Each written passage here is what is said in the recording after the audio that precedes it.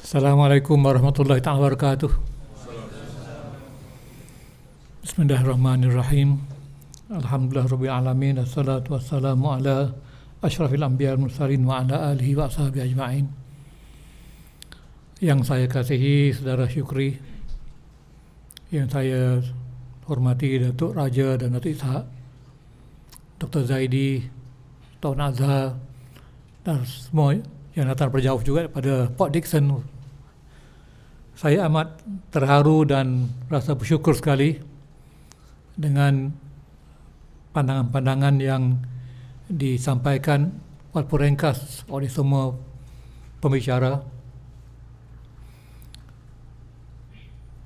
Niat seorang penulis sebenarnya ialah apabila apa yang ditulisnya itu cuba dibaca dengan hati-hati, dengan sungguh-sungguh oleh mereka yang memiliki karyanya itu.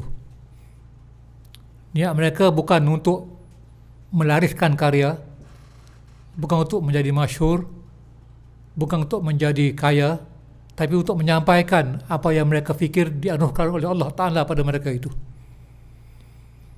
Dalam kes saya ini, saya cuba menghayati dan menjelmakan dalam diri saya, dalam perjuangan saya, apa yang saya pelajari daripada guru-guru saya, terutamanya yang bagi saya yang terbesarlah dalam hidup saya pada waktu ini, selain daripada Nabi Muhammad SAW sendiri, ialah profesor yang baru meninggalkan kita 8 bulan Mac baru-baru ini. Sebab itulah saya sengaja meletakkan satu bab khas di awal karya saya yang terakhir ini, yang terbaru ini, tentang beliau. Sebab saya sedar beliau sudah semakin kurang sihat dan saya pun semakin berumur. Maka saya mahu masyarakat yang boleh memahami karya saya ini mengetahui daripada mana saya melihat alam semesta ini. Seperti yang disebut oleh Saudara Rohidi dengan tepatnya itu, setiap manusia biasanya tidak melihat sendiri. Dari kecil dia melihat dengan pandangan keluarganya, ibu bapaknya. Bila sedikit besar, dia melihat pandangan gurunya. Walaupun yang paling benar, yang sentiasa benar adalah Al-Quranul Karim dan Nabi Muhammad. Tapi guru kita ini adalah tangga-tangga yang memudahkan kita mencapai kefahaman itu. Inti kepada segala karya saya adalah fahaman saya tentang hakikat semesta. Tetapi saya bersyukur sebab apabila saya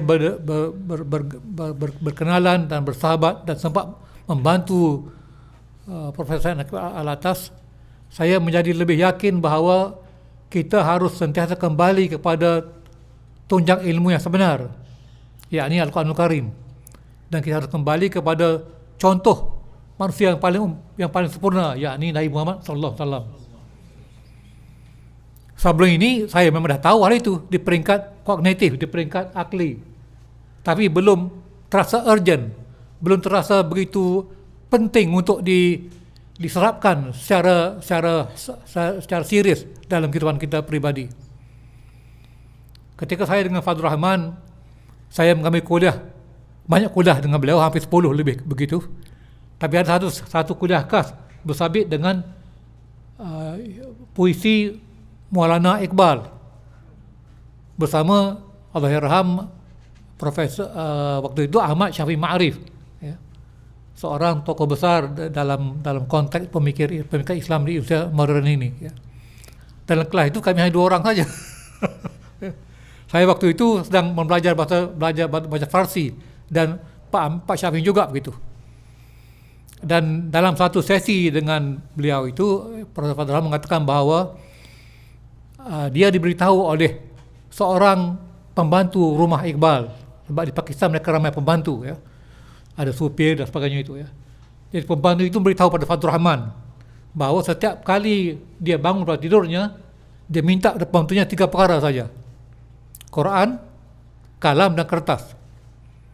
Sebab itu bila anda membaca syair-syairnya Iqbal, baik dalam bahasa Farsi maupun dalam bahasa Urdu, inti perjuangannya itu adalah menghuraikan apa yang dia pelajari pada Al-Quranul Karim itu, ya, walaupun digunakan sandarannya daripada sejarah filsafat Islam dan Barat juga. Dan Prof. Nakib sendiri memberitahu kepada saya bila saya tanya pada beliau, sebab beliau jarang-jarang tidur malam. Saya tanya, what do you do at night? Because you rarely sleep. Dan dia, kita tahu pendengarannya itu tidak begitu baik, maka untuk menonton televisyen tak begitu mudah, walaupun dia menonton lah televisyen itu ya. Dan dia tak menggunakan handphone ataupun komputer. Oh, dia kata, I do nothing except thinking. Thinking, reading the Quran, thinking one whole night. Kita setengah jam dah tidur. Sebab bagi beliau, berfikir itu adalah pergerakan rohani mencari makna.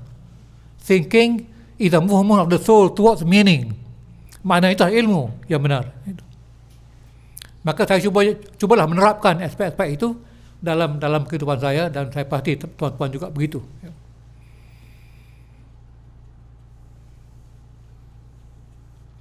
Di Chicago saya tahun 1970-an ya. Saya ingat 1985 saya di sana itu. Di peringkat awalnya saya mengambil kursus wajib. Ini Prof. Zaini Osman juga mengambil kursus itu. Dan pasalan juga, Mustafa Syarif juga mengambil kursus itu. Semua pelajar Chicago diwajibkan mengambil kursus itu. Kursus 1 tahun tentang peradaban Islam. Daripada zaman pra-Islam, sebab kita harus mempelajari tentang Arabia before Islam, dan selepas saya kata benda ini 3 penggal, dan setiap penggal kita diwajibkan membaca hampir ribuan muka surat karya-karya asal dalam terjemahan, termasuk Quran dan hadis sendiri. Jadi tentang buku ini, tentang peradaban Islam itu datang dari situ, dari segi skopnya. Tapi dari segi di Chicago itu mereka tak mengajar tentang sejarah sebelum Adam ke bumi ini. Itu hanya diceritakan dalam Quran Karim dan diceritakan dalam sirah Nabi, siratul Nabi.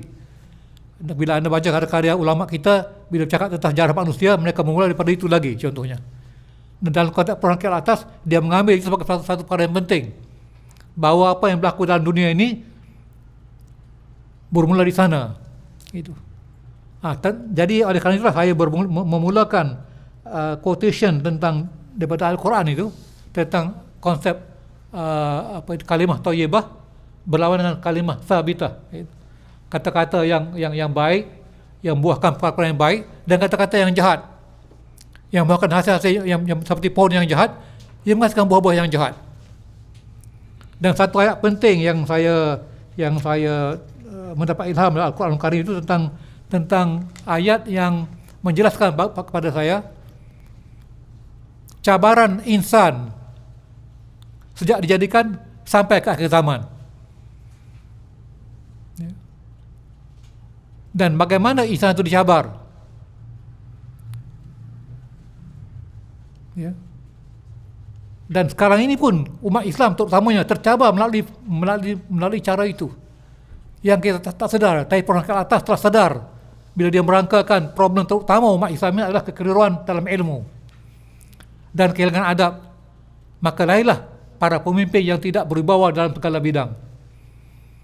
Ayat ini terakum dalam surah Al-An'am, surah ke-6 ayat ke-12, 100 ke-12. Wa kadzalika ja'alna likulli nabiyyin aduwan. Maka begitulah kami menciptakan bagi setiap nabi, bagi semua nabi, musuh. Syayatin, para syaitan. Daripada satu musuh memecah kepada jumlah paling banyak syaitan. Al-ins wa jin yuhi ba'duhum ila ba'din zukhrafal qawli ghurura. Yang sentiasa jadi syaitan-syaitan ini daripada jin dan manusia yang sentiasa merencana dengan cara yang terselindung tentang naratif dalam makna sekarang yang kabur tapi menarik dan penuh dengan muslihat, penuh dengan kejahatan. Dan ini bermula sejak manusia pertama diciptakan lagi. Dan walaupun perangkat atas tidak menggunakan ayat ini sebagai hujahnya itu, tapi saya yakin sekali ayat ini membantunya. Sebab dia kata setiap malam dia berfikir dan membaca Quran. Memang dia juga manusia. Dia tengok movie kadang-kadang, dia berjenaka, dia melukis, minum kopi banyaklah, dan sebagainya. Sebab bila beliau mengatakan bahawa the biggest problem of the Muslim world bukan ekonomi, bukan politik, bukan perpecahan, bukan kenegaraan semata-mata, tapi kekeliruan tentang ilmu pengetahuan dan kesilapan tentang itu. Jadi musuh insan terbesar ini, bagaimana dia mahu memulakan perlawanannya pada Bani Adam? Maka dia akan menyerang Adam melalui harta Adam yang paling utama. Harta manusia yang paling utama adalah ilmunya. Sebab kerana ilmulah, maka manusia menjadi penghulu segala makhluk dan menjadi khalifah di muka bumi ini. Maka musuh yang paling kuat akan tuju ke situ dulu. Bukan membuat Bani Adam ini bodoh, tapi mengelirukan, menipu, menyalah-tafsirkan. Because to make stupid, it doesn't mean anything. Sebab orang tak akan mahu menjadi bodoh. Tapi orang boleh keliru dan bangga dalam kekeliruannya itu. Dan yang telah berlaku daripada dulu sampailah ke akhir zaman itu. Maka dalam puisi saya ini, seperti puisi yang lain, saya menonjolkan beberapa aspek kekeliruan itu, tapi juga saya menunjukkan bahawa bagaimana orang-orang yang tak keliru daripada pelbagai tahap kehidupan manusia, daripada Nabi, para Rasul, isteri mereka, sahabat mereka, ibu bapa, seorang isteri, seorang maharani seperti isteri pada Harun al-Rashid. Bila mereka tak keliru, walaupun mereka itu di peringkat yang tinggi, dikelilingi harta dan kuasa, mereka tak akan tertipu. Ataupun walaupun mereka seorang wanita biasa, seorang isteri di zaman Salah al-Ayyubi itu, bila dia tahu bahawa suaminya menjadi kaya raya dengan membantu tentera Kristian Salib menyerang dan membunuh umat Islam di waktu perang Salib itu, maka dia menyampaikan berita itu kepada para pemerintah umat Islam.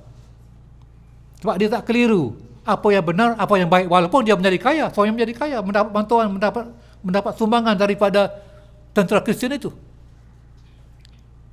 Dalam buku yang saya baca itu, buku autobiografi seorang aristokrat Arab di Syria zaman Salahuddin. Nama wanita itu tak disebut pun, tapi namanya suaminya disebut. Tapi peranan beliau itu cukup penting sekali sebab dia tak keliru tentang apa yang baik, apa yang hak dan apa yang batil. Walaupun suaminya yang disayanginya itu mendapat manfaat daripada musuh-musuh Islam itu. Jadi inilah yang saya cuba sampaikan. Memang saya tak mengharapkan para pembaca membacanya dengan satu malam atau satu minggu, sebab saya sendiri mengarahnya lebih kurang 2 tahun. Dan bila Prof Norita dengan ikhlas mengatakan bahawa karya saya ini meletihkan, saya kata betul, saya menulis pun meletihkan. Sebab kita cuba mahu menyampaikan sesuatu yang kita harap murni, yang kita harap menjadi satu amal jariah pada kita bila kita meninggalkan dunia ini. Contohnya, tidak ada yang kita akan tinggalkan. Kita harta tak banyak, anak tak ramai, isteri seorang saja. Jadi kita mahu tinggalkan sesuatu yang boleh menjadi seperti cahaya yang dapat daripada cahaya para anbiya. Jadi bagi saya cukup berterima kasih apabila mendengar bacaan deklamasi daripada saudara Zam dan tiupan seruling daripada saudara Khairuddin. Memang itu semangat orang Melayu dulu itu. Tapi saya suka menonton filem samurai. Dia kadang-kadang seruling itu macam seruling zaman samurai juga. Filem-filem lama lah, ya. Akira Kurosawa dan sebagainya itu, ya. Jadi kita pergi zaman Jepun kuno juga, ya. Dan saya amat teruja dan cukup bersyukur dapat mendengar pandangan daripada Ahmad Bunyamin, ya, yang masih berumur 14 tahun, daripada Saudara Amirul, daripada UM itu, ya. Dan of course daripada Prof Norita, daripada Datuk Raja, Datuk Ishak, daripada Dr. Zarif, ya. Dan siapa lagi ya? Haji Farid, ya, itu. Semuanya sahabat saya belaka. Jadi apabila sahabat kita mengambil masa yang lama untuk cuba memahami apa yang kita cuba sampaikan, bagi satu keseronokan, satu hadiah bagi kita. Sebab dia menilai karya kita dengan nilai yang tinggi. Saya akan terasa marah bila seorang mengatakan bahawa saya baca hanya satu jam saja. Sebab saya yang menulis 2 tahun, ya, bersusah payah, kamu hanya baca 1 jam. Bermakna rendahnya apa yang saya sampaikan itu. Sebab itulah Prof Nakib selalu mengatakan kepada kami, dia kata, read my books slowly, because every word I wrote there, I think about it deeply. Ya. Jadi jangan baca macam-macam surat khabar, jangan baca macam-macam novel, 300 muka surat novel itu baca dalam kapal terbang daripada KL ke Kota Baru saja. Jadi saya harap saudara-saudari sudilah membaca karya-karya saya dan sepertinya, ya. Memang ada banyak kesilapan. Sebab seperti kata adik kita daripada UM tadi, rupa puisi saya tak sama dengan rupa puisi Amir Hamzah. Kandungan mereka tak sama. Tapi saya hanya boleh menyumbangkan apa yang saya mampu saja. Setiap orang itu akan dipertanggungjawabkan dengan apa yang dia mampu saja. Kalau kita seorang Raja Arif, dia akan tanyakan Allah katakan sebagai Raja Arif, bukan sebagai PMX contohnya. Kalau saya sebagai Wan Muhammad, saya akan ditanyakan sebagai Wan Muhammad, bukan sebagai Nakib Al-Atas. Everyone is going to be judged accordingly, and every soul, setiap jiwa itu tak akan dipertanggungjawabkan lebih daripada apa yang dia mampukan. Ini saya mampu, dan saya cuba buat yang sebaiknya. Maka saya juga berharap bahawa para pembaca akan menilai sebaiknya dan mencari merangkak sebaiknya. Sebelum saya berakhir, izinkan saya membaca satu bab. Seperti saya sebutkan tadi bahawa kekuatan terakhir, kekuatan terpenting Bani Adam adalah ilmunya. Dan musuh kita yang satu itu, dengan jelmaan dalam bentuk ratusan bilion jin dan manusia, menyerang kita di peringkat itu dulu. They will try to destroy your knowledge, its conception, its purpose, its method, its KPI. Maka saya ada satu bab di sini, saya memohon maaf pada ilmu. 185. Permohonan maaf pada ilmu. Saya bukan dapat membaca sehebat Saudara Razam, tapi saya cubalah membaca. Kalau menulis mudah sikit, baca agak sukar. Ilmulah anugerah termahal Allah pada insan. Dengan ilmu sebenarlah amanah kekhalifahan dilaksanakan berkesan. Dengan ilmu sebenar juga pengabadian meraih keridhaan Tuhan. Ilmulah pusat serangan terpenting iblis, musuh warisan. Jika ilmu dikelirukan makna, tujuan dan kayu ukur penilaiannya, jika ahli segala bidangnya dinilai berlawanan hakikat martabatnya, pengkhianatan terdahsyat telah dilakukan pada Yang Esa. Iblis dan tenteranya jin dan manusia menari bahagia. Maafkan kami ilmu, telah sangat lama biadab padamu, memecah-mecahkan kesatuan tujuan, anugerah tertinggi ketuhanan. Kau penyuluh perjalanan sejahtera, kami gunakan hanya bagi kegunaan dunia, menghimpunkan jasa pelbagai cara, mengejar nama. Perlombaan menaiki tangga pengiktirafan dibayar mahal, berkorban segala kemuliaan, ingin menjadi terkenal. Fakta dan data kami palsukan, belalang dan puyuh kami perhelangkan, anjing korak dan gagak kami mahkotakan, nabi dan sahabat kami sembunyikan.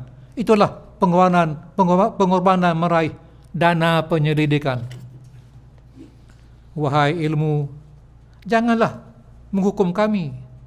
Kesatuan hakikimu tetap kami ingati. Kami pahatkan pada semua dinding rasmi institusi. cita-cita rohani, akhlak tertinggi, berkhidmat kerana ilahi. Pada bangunan utama kami lekatkan nama-nama agung ulama dan sarjana peradaban kita yang ulung. Percayalah, sesungguhnya kami tidak lupa langsung, namun kami harus berani memesung. Nilai tinggi keunggulan zaman teknologi ini tidak lagi memandang tinggi cara tauhidi. Dan kami tidak mahu ketinggalan. Perlombaan meraih pengiktirafan ini sangat menguntungkan. Kami diundang ke pelbagai majlis antarabangsa, dianugerahkan pingat-pingat dan pelbagai dana. Maafkan kami pencipta langit dan bumi. Kami terpaksa membelakangi amanah suci. Tapi lihatlah wanita kami bertudung labuh menghafal kitab suci. Kami memenuhi masjidmu kerap berumrah dan haji. Maafkan kami, wahai ilmu. Sesungguhnya kami sangat menyanjungimu. Cuma jalanmu dulu tidak diterima mereka itu. Mereka yang merangka siapa yang mundur dan maju. Sekian, wassalamualaikum warahmatullahi wabarakatuh.